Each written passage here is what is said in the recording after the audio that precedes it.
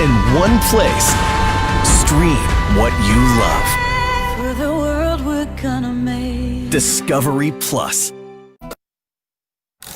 Everybody knows what's going on in the world, man, and you can't hide from that. We see the two different USAs that we live in.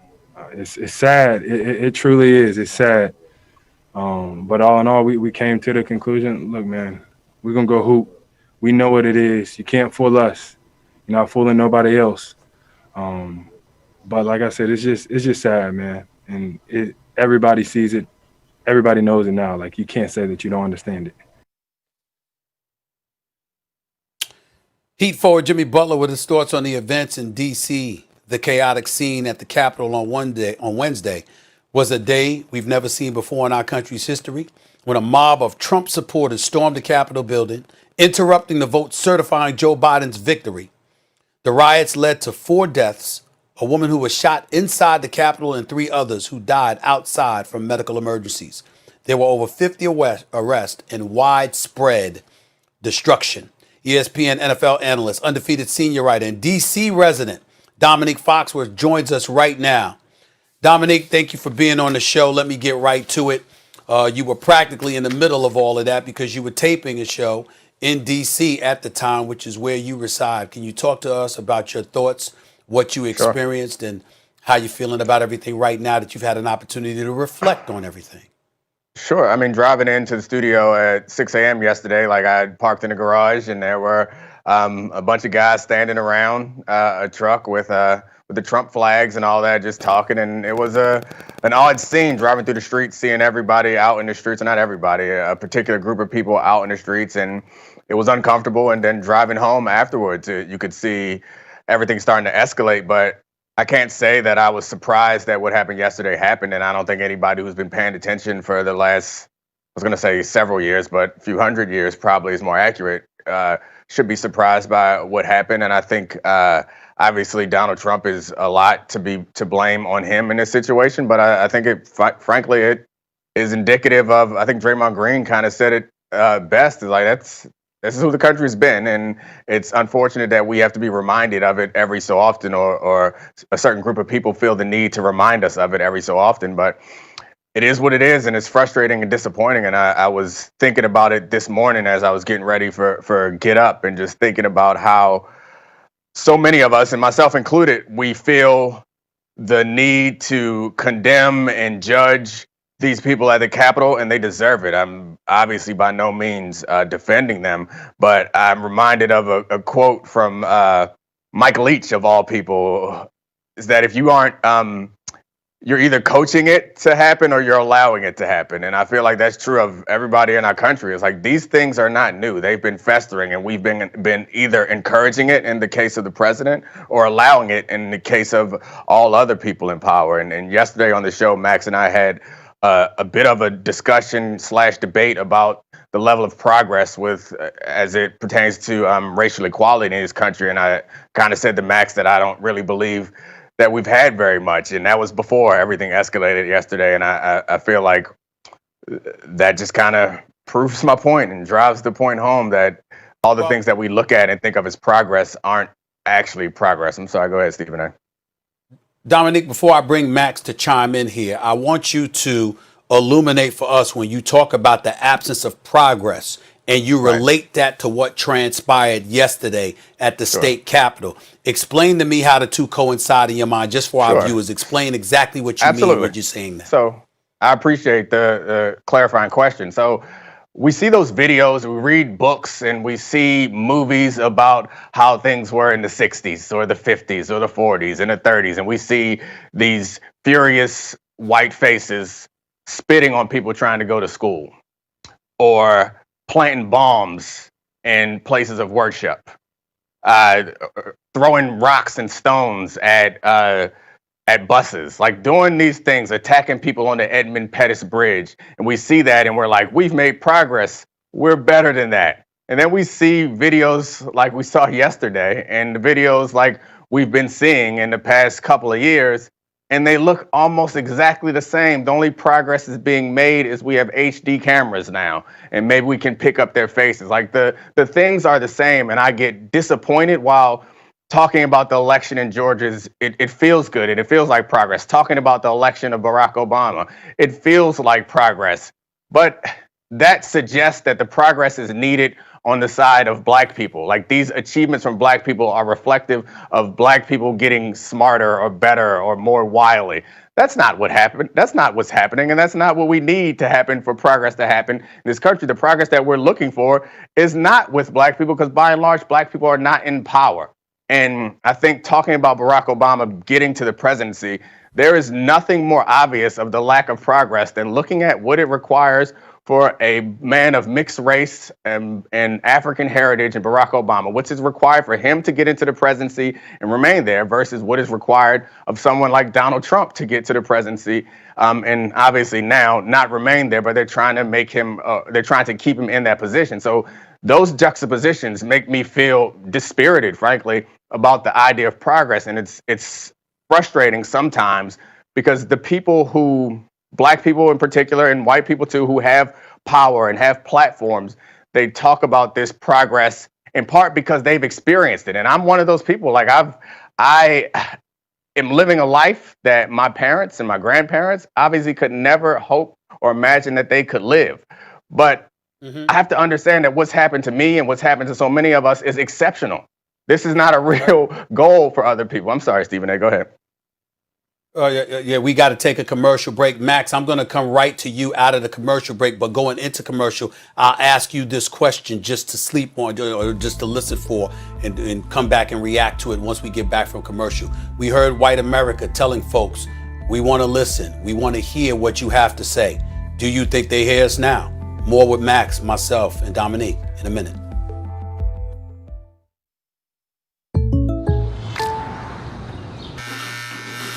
So Jake from State Farm, you're saying you don't have to look like me to get the Patrick price? No, State Farm offers everyone surprisingly great rates. Man, he'll grow back, I promise. I can't believe I did this. At least you got the Patrick price. My bad. When you want the real deal, like a good neighbor, State Farm is there. Ballin'. On a budget? Try the new $1 Your Way menu at Burger King, featuring a flame-grilled bacon cheeseburger. Value this good is hard to find anywhere else. The new $1 Your Way menu, now at Burger King. Your way, way better. Still driving the old model, huh? Yeah, I've been looking, but I just need someone to tell me what a good price is. Just use Auto Trader. It's the only one with Kelley Blue Book. It tells you if the price is good. Hey, how's she doing that with the door? What is she, some sort of goddess? Athena. Persephone? Hera. Dionysus? No, I'm Claire. Is that one? No clue. Ugh. We're going to take the trade-in, but the offer is good only today. The dealer gives you a trade-in offer lower than you expected. Will you take it? Should you take it? It feels like you're in the middle of some weird game show. Where did that music come from? Wait, is that? What? No. Really? Next time, start with CarMax and get a custom offer good for 7 days, so you have plenty of time to compare your options without any of the pressure. The way trade-ins, appraisals, and car selling should be. CarMax. It's the last day to join Planet Fitness for no enrollment. Start 2021 with tons of ways to get moving in our clean and spacious clubs. Your fitness is essential. Join for no enrollment, $10 a month, no commitment. Hurry, deal ends today. Oh, I've dated much worse guys than him. Much worse. I mean, at least he's famous. I started by using the Match custom search filter. I filtered out joy, happiness, toilet paper, and reason. Boom. I've actually already met 2021. I would describe her as considerate, not into politics. Boring.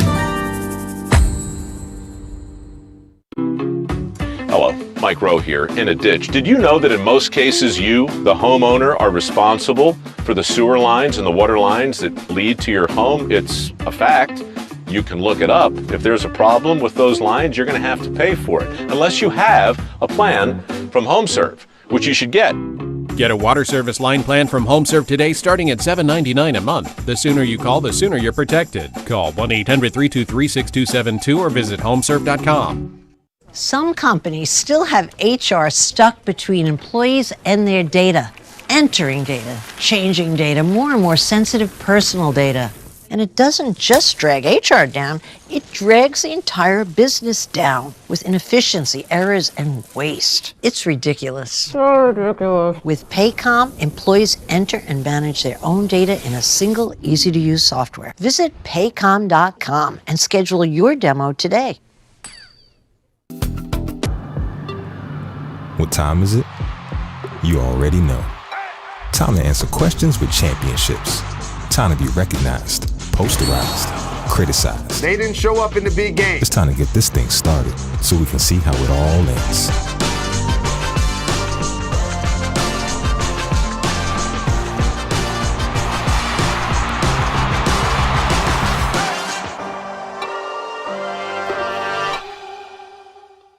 With no fees or minimums on checking and savings accounts, banking with Capital One is like the easiest decision in the history of decisions.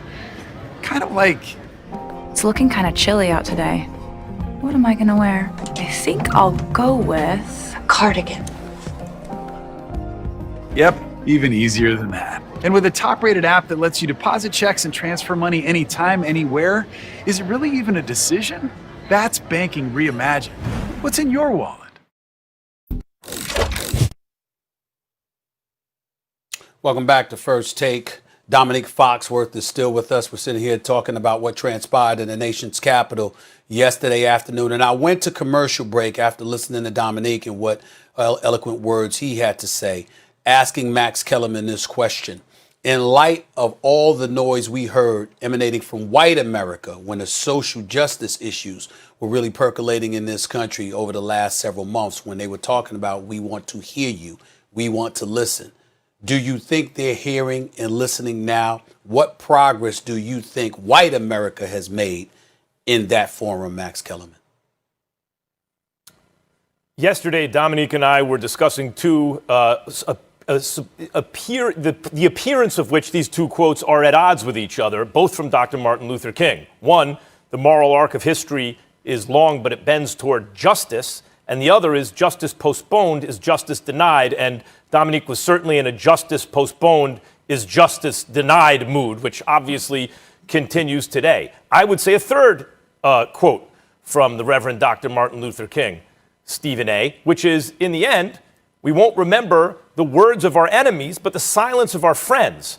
And we're not talking about the bad actors here. I'm talking about those who would have, people of good intentions who have been passive and thus enabled this kind of thing to happen. It's time for them to wake up. And I think increasingly they are waking up. And this goes to the point, Dominique, about the moral arc of history. The fact of the matter is, psychologically, Stephen A. said earlier in the show, in the first hour, to be very clear, he's holding someone accountable here. And it's President Donald Trump who called out the date, incited the mob, and sent them in that direction. Right? What's the psychological underpinning here? Really, it's a sore loser. It's someone who can't, it's not just that they don't want to lose, they refuse to accept the fact of the loss, right? And what is that loss? Not several million in the popular vote in the last election and a narrow victory or a victory in the Electoral College. This time, he lost the Electoral College and he lost by a massive number of votes, 7 million votes. You see a team loses by a point or two, that's one thing. A team loses by 7 million points, you should probably accept it, but he wouldn't. And what is the larger implication there? What does that more largely reflect? The moral arc of history, guys. Because the fact is, I brought this up earlier in the show, Dominique, the day of reckoning in this country was coming. You knew there'd be revanchist tendencies in the white power structure as the browning of America accelerated, as we got to the point where the birth of white babies is no longer the majority, it's merely the plurality, right? More than any other group, but not more than 50%. In the next 30 years or so, 35 years, in fact, white people will cease to be the majority. What will happen to the entrenched power structure at that point? It's their last gasp. We want to hold on to this power. And that's what we're really seeing. We're seeing a waning power a power that is lost, that is losing. That doesn't mean evil is permanently defeated, white supremacy. Because the lesson of human history is that it's never permanently defeated. Every generation must be vigilant and strive. And so it will rear its head again. This is not the last time. But the trend is, even though it spikes at times, the moral arc of history bending toward justice. Got it. We only got a couple of minutes left, so I'm going to say what I have to say real quick and then come to both of you to close this segment. For me, you can always find enablers of bad apples. It's inescapable. We know there were some enablers along the way. There is no denying that. But I made it a point to listen to conservative talk radio yesterday. I heard Mark Levin completely condemning the violence that took place at Capitol Hill, talking about it was no excuse for it and those people should be arrested. I even heard Sean Hannity taking the same position last night as well. We get all of that. My biggest thing is this, guys, and this is where I point the finger at President Trump. You have bad apples, and then you have individuals that clearly are about burning the house down, figuratively, if not literally, if they don't get everything that they want. And the reason I brought up earlier in the show, Dominique, before you got here, about Vice President Pence and Senate Majority Leader Mitch McConnell, at least until January 20th, and all of this other stuff, was because when you think about those two individuals, I can't think of anyone who has supported Trump more than them. Right. Yet he was willing to throw Pence under the bus. And in this case, Mitch McConnell, because he basically sabotaged the elections in Georgia, one could argue. The bottom line is this. When you look at it from that perspective, even though we cannot deny that there have been enablers / supporters, is it reasonable to say with the president, it was hard to even predict this kind of mess? In your opinion? Yeah, I don't think it was hard to predict this. And those guys, Mitch McConnell and neither do I. And Mike Pence, and Mike Pence came out yesterday and it seemed like they legitimized him. Like Mike Pence was one of the first people to legitimize him. So there is literally blood on their hands too. So I'm not in the spirit of being congratulatory, and I'm not suggesting that you are either, Stephen A., for these guys for speaking out against this yesterday. Like, you can regret the result of your actions, but they still took the actions that helped put this light this fuse and bring it to where it is today. But I wanted to say one more thing before I hand it back over to you about the moral arc of history. And Max was using kind of a sports analogy, and I appreciate that. It's a sports show. But what's the scoreboard? When you look at the scoreboard, and when is the game over? 0. So that's the hard thing. Yeah, that's the difficult thing when you want us to believe. And again, people like me. People like me and Stephen A. are in relatively privileged positions. But I guarantee you that Stephen A. and I also are connected to people who are not. So I'm supposed to go and tell them, but we're making progress. But we're headed in the right direction. The moral arc of history bends towards justice. I don't care that you can't eat. I don't care that you don't got jobs. I don't care that your whole community got COVID. I don't care about nothing. The moral arc of history bends towards justice. Max? I'm going to leave Dominique with the last word on that. Hold on. Go ahead, Max. Let me be very clear. Real quick. Go ahead. Justice postponed is justice denied. I'm with you 100% on that. And righteous indignation and rage is an appropriate feeling to have right now. Of course. Appreciate comments from me and everyone else, Dominique, and Max everyone else. The white people who are in power, the white people in government, the white people who neighborhood, the white people who watch all this and see it and turn their nose up at it, you should be righteously indignant too. You should not accept that this country represents you. Of You course. should not accept that this country subjugates you. Hold on, guys. Everybody could be calm because we ain't finished with this discussion. Dominique, I know you got to go. Appreciate you. Looking forward to seeing you tomorrow and in the days to come. Max, you'll be here next because we've got political commentator, elite political commentator, Angela Rye coming on next. I'm sure you can appreciate, Dominique, how we got to get to her. Angela Rye up next with the crew right here on First Take in a minute.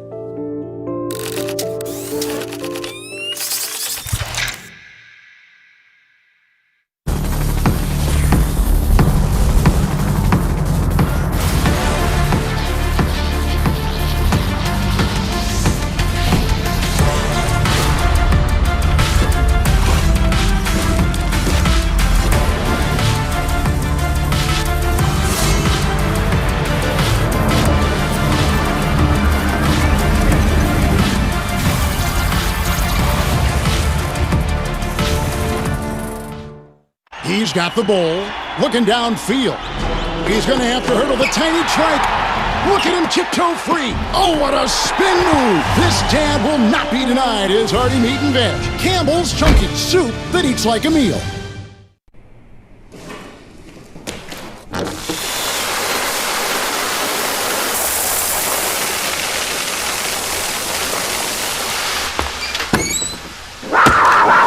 Welcome the rainbow. Taste the rainbow. So, what should we do today?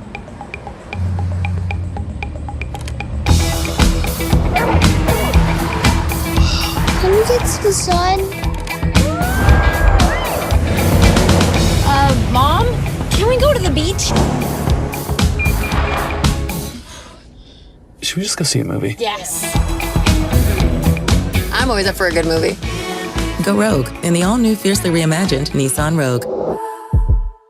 The Dish voice remote has Google Assistant, which allows you to control all sorts of things. Like the lights. Dim the lights. And the door.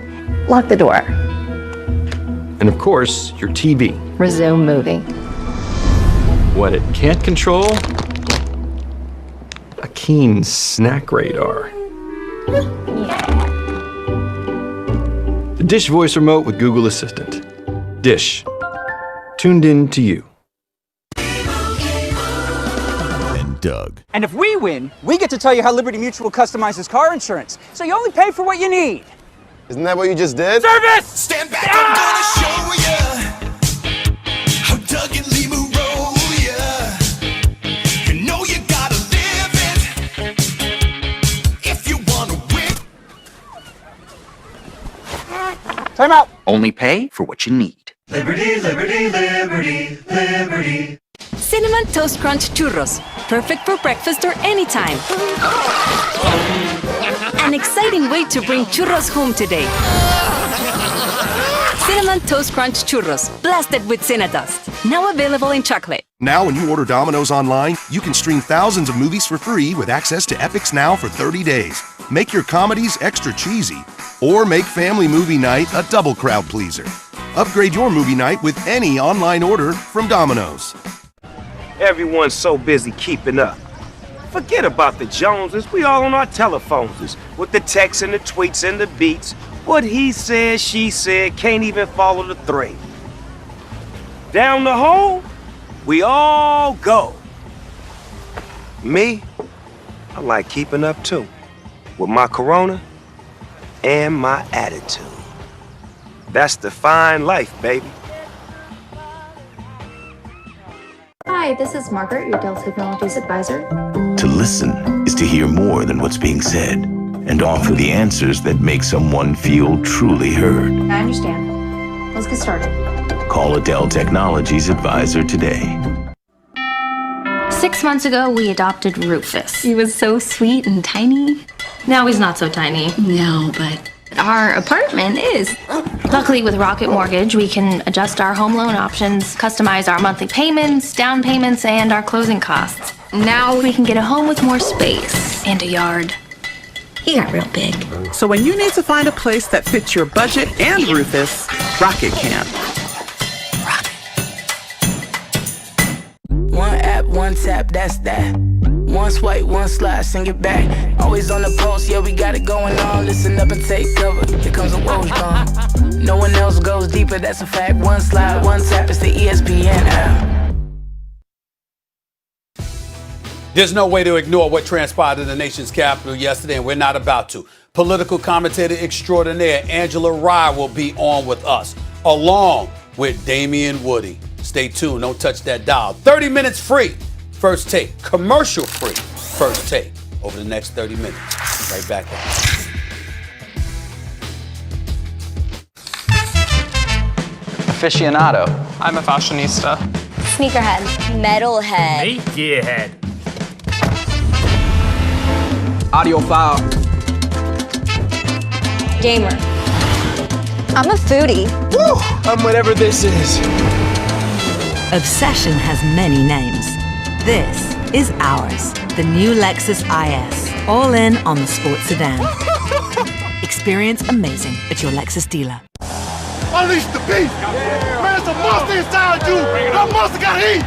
You dedicated your whole life to be right here. Every play counts. Let's go. Win on three. 1, 2, 3.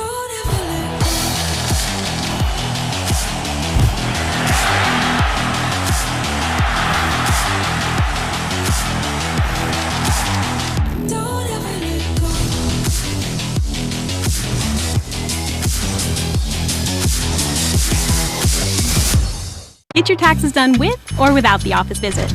Drop in, drop off. Send us a pic of your docs, and a tax pro will do the work. Or file online and get help if you need it. No matter how you choose to file, Block has your back. Cranky-pated, a bad mood related to a sluggish gut. Miralax is different. It works naturally with the water in your body to unblock your gut. Free your gut and your mood will follow. Today, pros have to do whatever it takes. The Home Depot is here to make that easier. Our delivery options get what you need, where you need it, and our app helps you keep track of everything, so you can keep doing what you do best, whatever it takes to get the job done. Now, Pro Extra members earn rewards like Tool Rental Center credit or Pro Extra dollars with every purchase. Join the loyalty program made just for pros at homedepot.com/Pro Extra. The Home Depot, how doers get more done. Did you know that Geico's whole 15 minutes thing, that came from me? Really? My first idea was, in 1/4 of an hour, your savings will tower. Over you, figuratively speaking. But that's not catchy, is it? That's not going to swim about in your brain. So I thought, what about 15 minutes, 15%? Serendipity. Geico. 15 minutes could save you 15% or more on car insurance. Have you tried the Popeyes chicken sandwich made with our buttermilk crispy chicken and our delicious toasted brioche buns with spicy or classic mayo? If you haven't, try it today for just $3.99. Love that chicken from Popeyes. I'm embarrassed to admit it, but I can't tell you the last time I looked at my credit card statement. Hi, I'm Yaya, founder of Truebill, a simple app to help you stay on top of your spending, save money, and make sense of your finances. It's an automated accountant for busy people. Download Truebill today. On a Monday night, in a new year, we'll crown a champion we'll never forget. Of the season we'll always remember.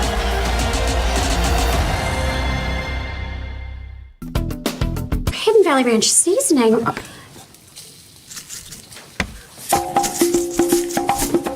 Ready! Nice job, Dad. Hidden Valley Ranch seasoning. You either love it or you really love it.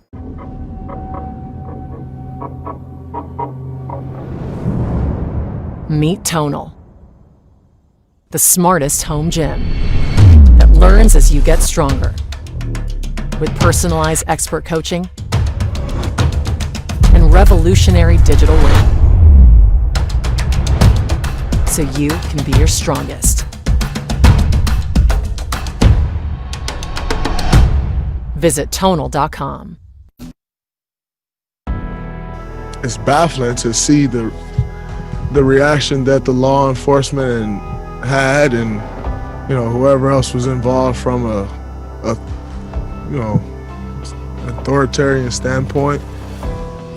To see the National Guard standing on those same steps when there was a peaceful protest, and now to see a terrorist attack and no National Guard, it just goes to show you where this country is, where this country has been, and probably where it's going to stay.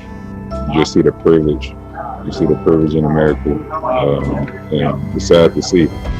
Because if any of us was out there, I think would have been tear gas, mace, probably gunshots.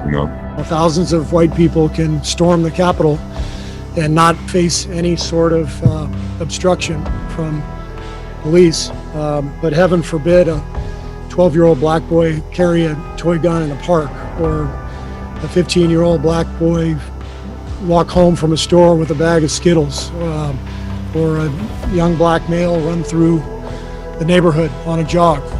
Heaven forbid any of those things happen. Welcome back to First Take. Political commentator extraordinaire Angela Rye joins us on the show. Honored to have you on the show. Angela, thank you for being here.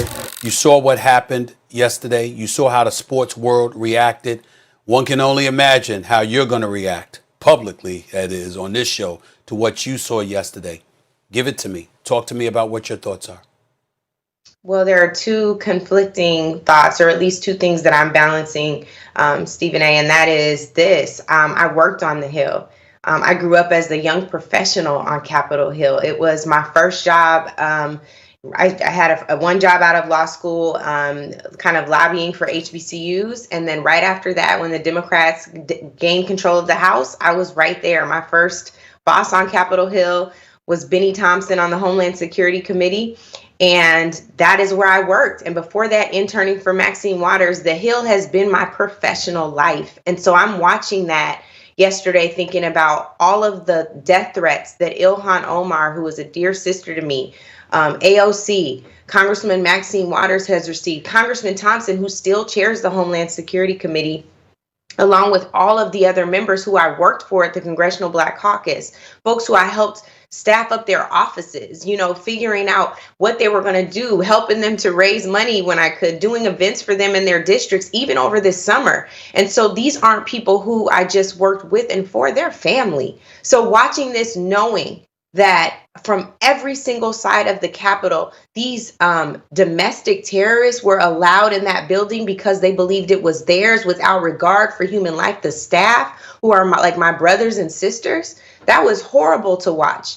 And in that moment, you feel the anguish, the concern, the anxiety that every parent feels every time their child leaves and may have an interaction with a police officer. And you see the difference between when someone believes the police works for you and when someone else believes from all of their past experience that the police work against them, perhaps even shooting to kill them when they protect and serve everyone else. And so to that end, you have a quote from James Baldwin where he says, to be a Negro in this country and to be relatively conscious is to be in a rage almost all the time. And we've been in that rage, not just for 4 years, but for 402 years, knowing how much we worked to establish what this country would become and seeing where it is, which is not far enough, is more than frustrating. Understanding that justice does not always serve us, understanding that the people who were up there, who were able to run roughshod all over the Capitol, may not even face consequences, to the point where they were putting up videos, bragging about what they've done, to the point where they were able to take selfies with police officers, to the point where they're still probably in their hotels right now. And they weren't just spreading ideas of domestic terrorism, terrorizing police officers, their staff, everybody who works on Capitol Hill to ensure that they're doing the people's work. They also weren't masked up. So they're also spreading coronavirus when we're at a new peak with a new strain of the virus. So it's maddening. It's still scary. All I can tell you is this morning I'm really sitting in gratitude because everybody was safe. That I know. I do feel horrible for the people who lost their lives, but everyone who I know is okay. I just don't know how long they'll carry this trauma. Max, go ahead. Yep. Stephen A. brought up in the last segment conservative pundits who have condemned the insurrectionists. But in fact, you brought up Mark Levin and Sean Hannity. They did a great deal to foment outrage about a supposedly fraudulent election, which was actually, as Trump got routed in the courts, on the up and up. But even Joe Scarborough, who was a Republican congressman before he was a TV personality, said if they were black people, they would have been shot in the face. That's how he put it. And I think everyone understands this. There was an unredacted FBI report at the end, toward the end of last year, that talked about the threat and the actual instances of white supremacists infiltrating law enforcement. Is your feeling that something like the failure of law enforcement yesterday, compared to what it would have been, hard to prove a counterfactual, but had they been black and storming the Capitol, do you think that is an issue of institutional racism, or is it an issue of the fact that, after all, the president called the date January 6th and then sent them over there and still has control of some aspects of law enforcement in the area? Do you feel that changes with a new administration, or is that entrenched? It's such a dynamic question. I think it's both, right? I think that this country was built on systemic racism and oppression, and what you saw on Capitol Hill yesterday were people who know how they got their power, how they've stayed in power, and fearing what it will look like if they were to lose that power. Because people know about karma, people know about the laws of sowing and reaping, and they are worried about what it will look like if people gave back to them what we've received over the last several hundred years in this country. So I think you have that, and you have systemic failures. My understanding from yesterday is that Capitol Hill police made a calculated decision in the moment once they knew. I have no idea why there wasn't preparation for this. This is something that should have been prepared for since November. But they made a calculated decision to go in the building to ensure that members and staff were protected instead of protecting the outside of the building, which allowed for more people to come in. However, it doesn't help when officers are also moving gates to ensure that people can get into the Capitol. It doesn't help when people are busting windows that there's not a response, right? So there's all of that. I also don't think that these systemic failures, that the low staff count would have been an issue if they were Black Lives Matter protesters. We saw over the summer rubber bullets, all of the equipment that were transferred to local governments from the Pentagon to take on protesters looking like war. I saw pictures of Capitol Hill police officers yesterday standing on the steps in a human barricade with their hands in their pockets, right? I saw a Black officer being chased through the Capitol, running from the protesters, trying to ensure him, probably knowing as a Black man, as an officer, that even if he shoots them, he will be held responsible, knowing these protesters will not, for whatever they ended up doing or could have done to him. So there are a number of factors. It's not a cut and dry, black and white, no pun intended situation. It really is all of the many layers of racism, the things that are personal and implicit biases and explicit biases in our hearts, as well as the systemic issues that exist in the country. Max Kellerman, I will address your points about what you said about some of the conservatives after this interview is over. But Angela, I wanted to get back to you in this regard. When we saw the players take the positions that they took, I want to know, how did that resonate with you? These professional athletes speaking up, basically letting everybody know we're not going anywhere. We're going to continue to give voices to the voiceless, and we're going to continue to highlight and illuminate these issues so we as a society can address them. How successful do you believe they have been and they're going to be in their quest to do what they're doing as we move forward from this?